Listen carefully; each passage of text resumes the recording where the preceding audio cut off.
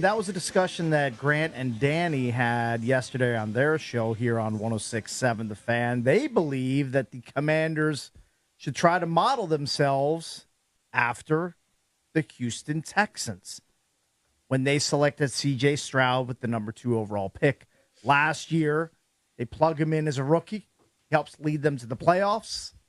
I love the concept.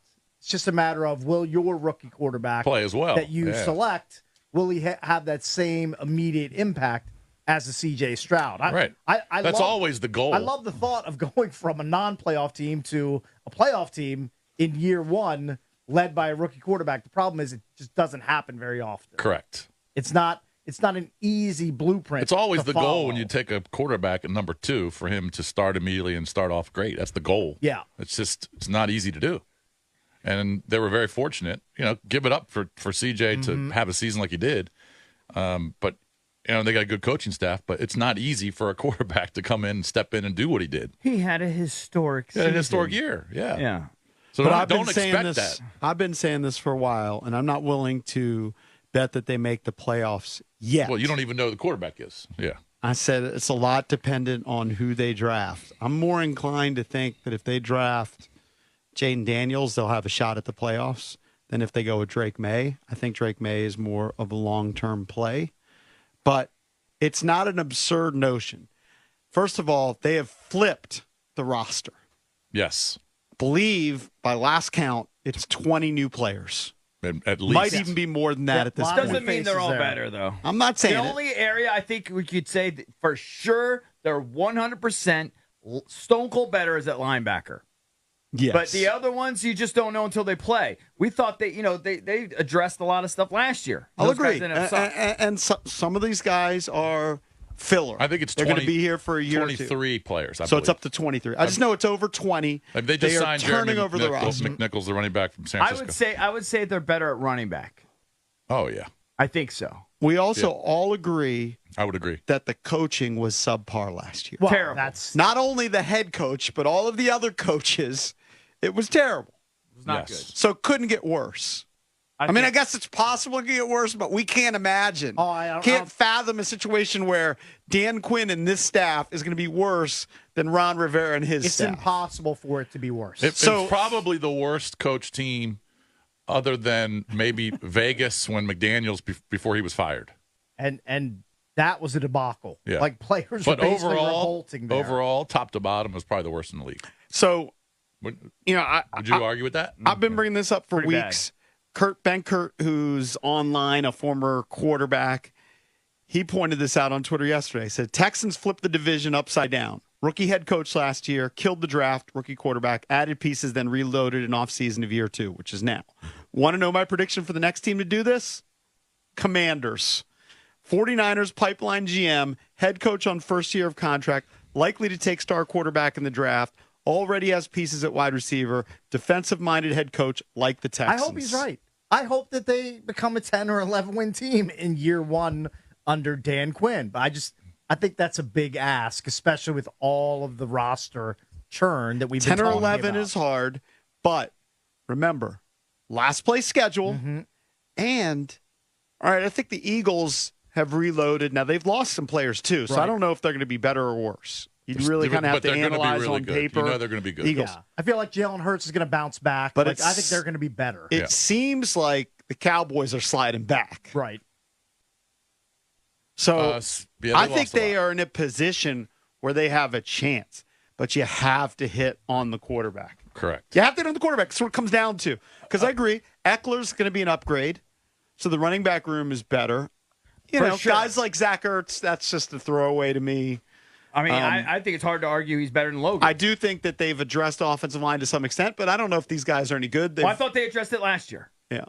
So it remains to be seen. I do think the resume of these guys is better. To the offensive line. Like I would expect more reinforcements coming through the draft. Remember, they've got 6 picks in the top 100. Right. No, I know they will. So they're going to add. I know they will, but they have to be good. Like we did. I thought we addressed the offensive line with guys we brought in. And out of those 6 picks, possibly you got 3 of those will be starters. Right. One of them's probably definite starter, the quarterback. And then the maybe the second round picks.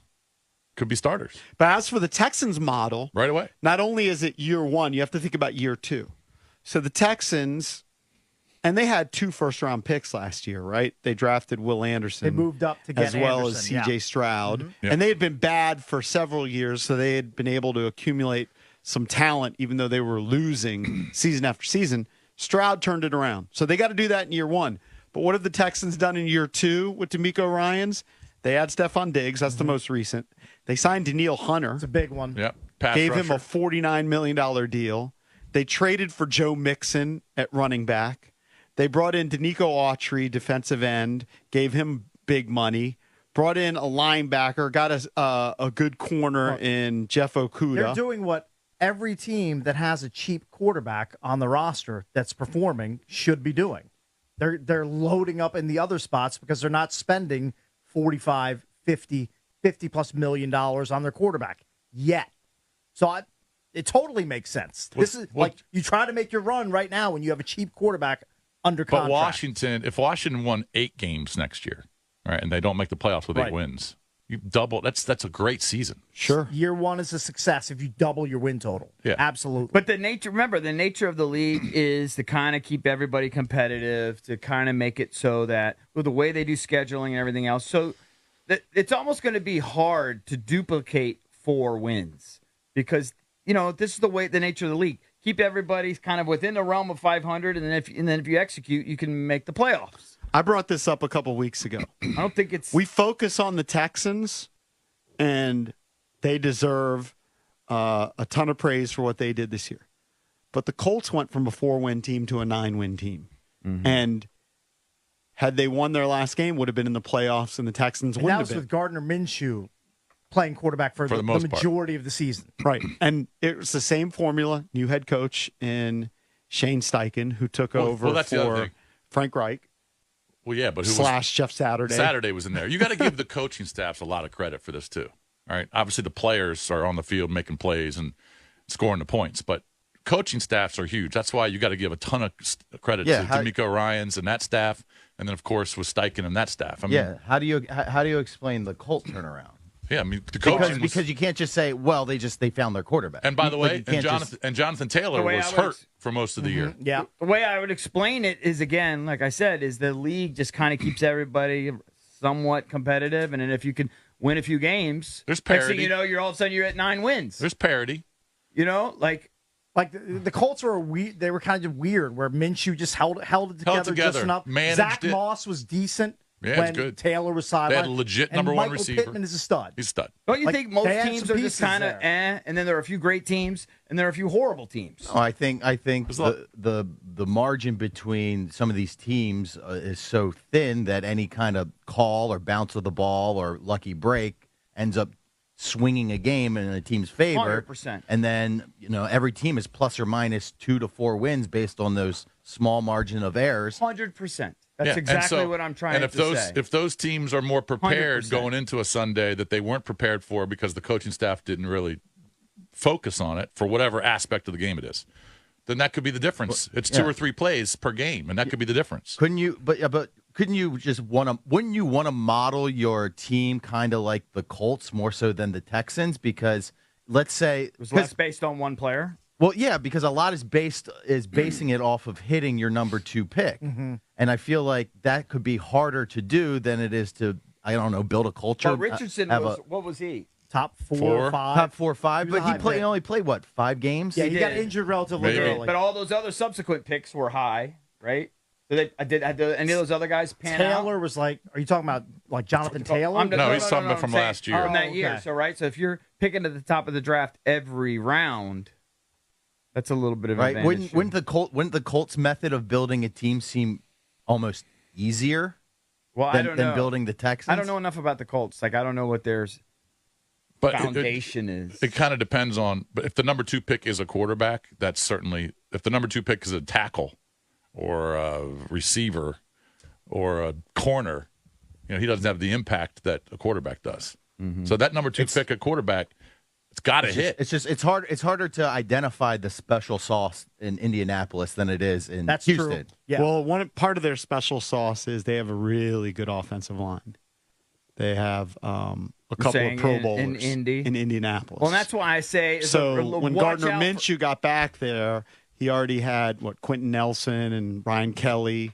They have really First-round good picks. offensive linemen. Right. And then you guys mentioned Zach Moss. Yes, they lose Jonathan Taylor for part of it, but they could run the football with Zach Moss. Then Taylor got back and did work. My point is, I think if you're a Commanders fan, you have to at least be optimistic that you can have this type of turnaround. It's not a guarantee, but you're going to have a good chance. Best case scenario, you're hoping it happens, but I wouldn't go into 2024 thinking we're going to be the NFC version of the Texans. I think generally you presented a good case, but I think you got to also remember there's a couple factors here that are keeping people down. Just the history of what we've done over the last 30 years is just always being hopeful and just daggers to the heart, right? So you got that. B, we're enduring this kind of this rebuild, whatever, with the Wizards that looks like it's going to take 100 years. Different sport. I understand. I'm just saying we're in the middle of it. And the Nats we're in the middle of a rebuild, and we got a lot of young players on the horizon. It looks like they're still projected to only win 66 games. So, I think it's a hard sell for this fan base to go, we're going to turn it around right away. The upside of it is no more Snyder. Harris is a different type of owner. They have a real GM. You can running find the show reasons with Adam for optimism. Peters. You can find that's where I think Commanders fans can be like, okay, it is possible. Whereas when Snyder owned the team, you just felt like improving and sustained success was impossible to happen here. Look, there's no guarantee. There are teams that flip a coach, that change a quarterback, that don't improve. Of course. Carolina Panthers last year. Yeah. Jonathan Gannon, who was the other coordinator from the Eagles, who got a gig last year, took over the Cardinals. They went from 4-13 to 4-13. Right. No improvement. Now, Kyler Murray missed a bunch of games. You got issues. The biggest factor we all know is the quarterback. If Kyler plays the entire year, they're obviously better than 4 wins. But if Adam Peters gets it right, if he gets it right and their quarterback is decent, they're going to have a damn good shot at making the playoffs next year. Again, they've upgraded at so many spots on the roster. So even if the quarterback, whoever it is, just has an average rookie year, all right, if he has a terrible year and Mariota's starting by week 6, different story. Has an average rookie year, they're going to be in that 7-8 range minimum, I think. Hopefully that's the case. Based on what they've upgraded. Because Ron went to the playoffs with 7 That's wins. what I'm saying. So I think you got to be optimistic. And it comes down to the quarterback if they can stay healthy and just has a decent year. I have more thoughts on this. I know Cakes is waving his hand like a maniac. Let's get to it.